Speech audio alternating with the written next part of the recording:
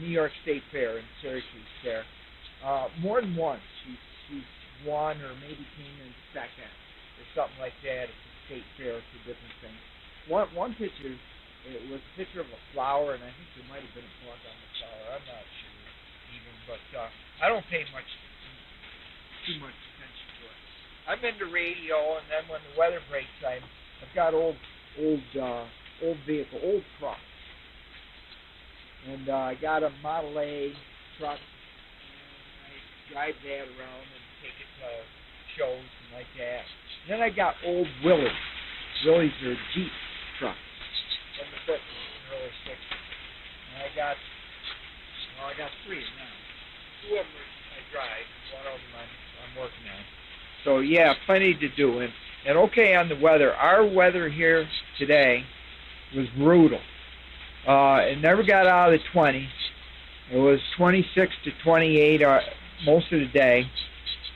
On and off snow squalls, lake effect, blows over Lake Ontario. And very windy, quite windy. So all that nice weather we had in February, today was kind of like payback. And my wife and I are skiers too, downhill skiers. We had a terrible year skiing. But anyway, you wouldn't think with 12 watts that you could put up an old buzzard, but I just did. K1 GMM M2VO.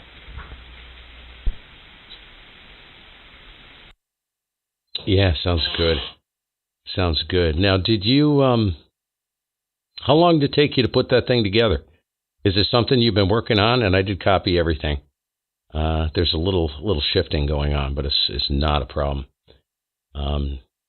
Did you pick this rig up and then just start? Have you had it for a while, or what's the deal with that? How long you've been working on it, or is it something you just started and you figured you'd do it and pull the trigger on it and get it going? Sounds great, man. I'd run with that. And and there was another question. So the rig, and the second question is, so that's awesome with the cars. So in the vehicles, the classic stuff, I take it.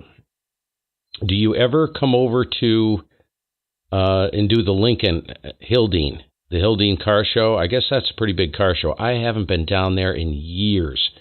We're talking 20 years. I live right up the street, for crying out loud. I'm about 12 miles away from that stupid thing. I'm going to be going this year if the weather cooperates. So I was curious if you came over here and did that, Dave. K1 GMM.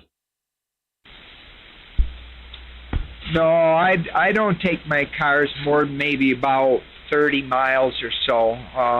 Near where I live, there's a couple of drive-in, on Tuesday night, we'll all drive into this small town near here, and they have a couple food trucks and like that. And then I go to a couple car shows, but mainly around Utica and just within, I'd say, maybe 20-mile radius of where I live.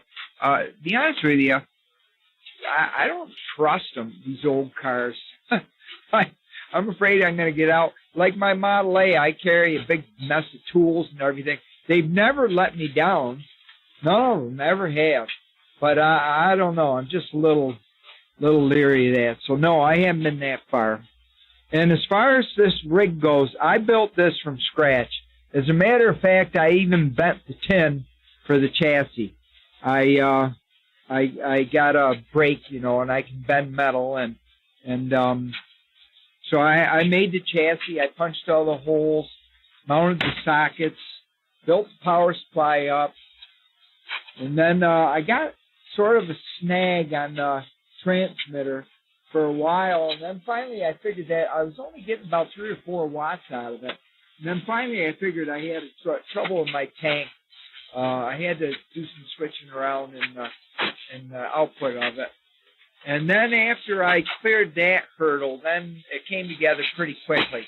I started it probably in January, and then I got snagged on it for a while. I had a few problems there for a while, and I put it aside for maybe a month. And then And then finally, I resolved the problem I was just talking about. And then it probably only took me maybe about a week or so to finish it. Yeah, maybe a week or so. And of course, we're retired. My wife and I are retired, and I don't have much else to do during the day. I just kind of hang out and do this and fill the wood stove and that kind of stuff.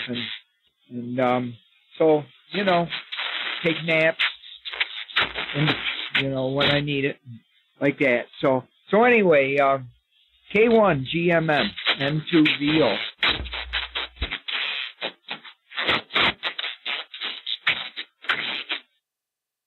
Yeah, kind of scrambling for the button here. Yeah, so you're not. So do you drive these things on like a regular basis, or are they just for show, Dave?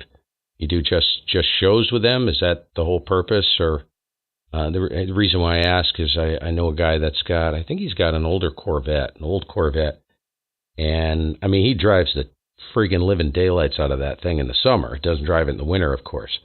Don't ask me what model it is, but what year either. I have no idea. But he does do shows and stuff, but it's a driver. He drives it. I mean, not a lot. It's not like I say daily driver. That's an exaggeration, but he'll take it out a couple days a week. Throughout the summer. Do some cruising around and thinking about that. Where I grew up, I was originally from Connecticut, and I worked my first job was in a service station. It was a Shell station, and it was down in the little town of Torrington, Connecticut, and they had a Chevelle club and a Mustang club, and boy, I'll tell you, there were some awesome. They'd come in. They'd cruise every weekend, Friday and Saturday nights. They'd do some cruising around. This is a long time. This is back in '83. Oh no, this even before that. I was 16 years old, so this must have been 79, 80, somewhere in there. And well, I'll tell you, masterpieces, absolute masterpieces.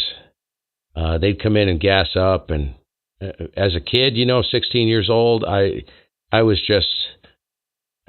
in awe. I was in shock, and they'd light the things up at the traffic light right there.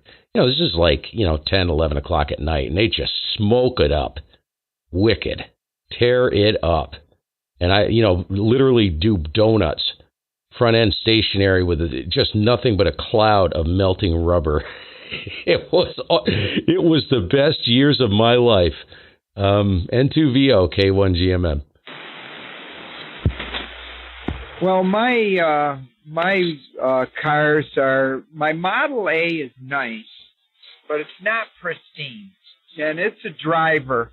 I don't drive it as much as I should. Cars deteriorate when you let them sit too much. But during the summer, I take it out probably once or twice a week, maybe twice a week, sometimes more. Of course, in the winter, it just sits in my barn. I park it, and it doesn't roll a wheel. The Willies are a little bit more driver. They're not. One of them is better than the other. One of them is nice. But the other one is a driver. I mean, I've never really done any body work on it. I went through it mechanically, completely. I had to do the engine and just even as far down as new springs for the front I mean, basically bumper to bumper. Mechanically, I went through it. Reupholstered the seat, did stuff, and I do the work myself, so it's a hobby. But that one is I drive it several times a week. That's a Willys, about a 62, I think it is. Willys pickup truck, and so I don't drive them as much as I should, really. But I I'll drive them to a drive in, or there's a couple little car shows around here that I go to, and so I don't know. It's fun. It's fun having them. Of course, you never get your money out of them. You can get something, put $10,000 into it, restoring it, and you can't get 10,000 out of it. You maybe 7. I mean, you never get, unless you really buy it right to begin with. You don't really get your money. You just do it because you enjoy the hobby. But so that's about it. K1 GMM N2VO.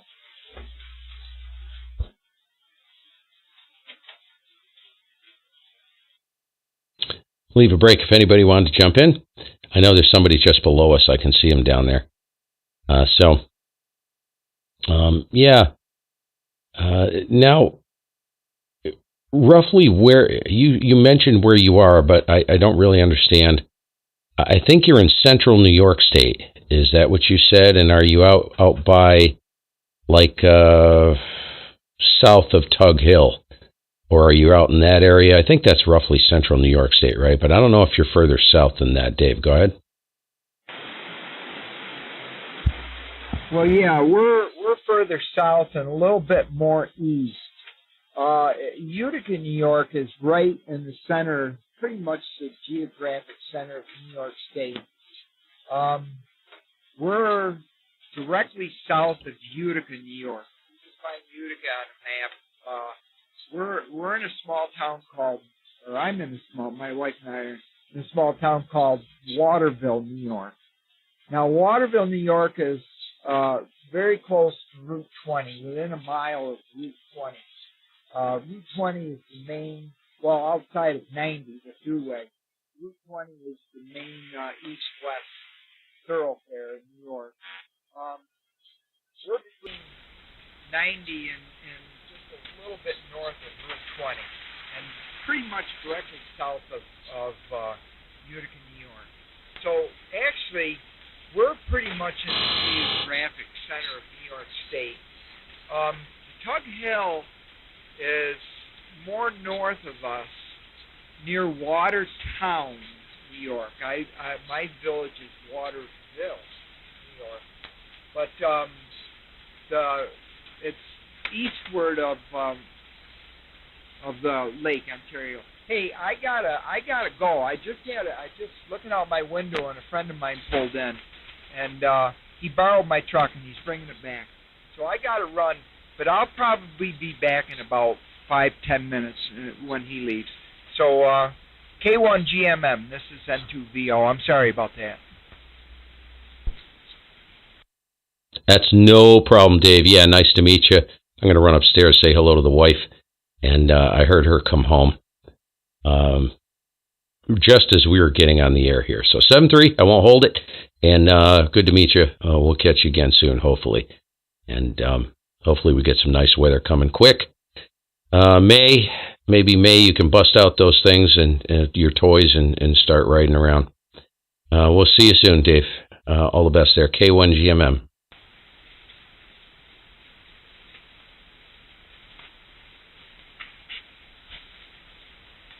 Even if they brought you your slides in a carousel, if they didn't realize that the slides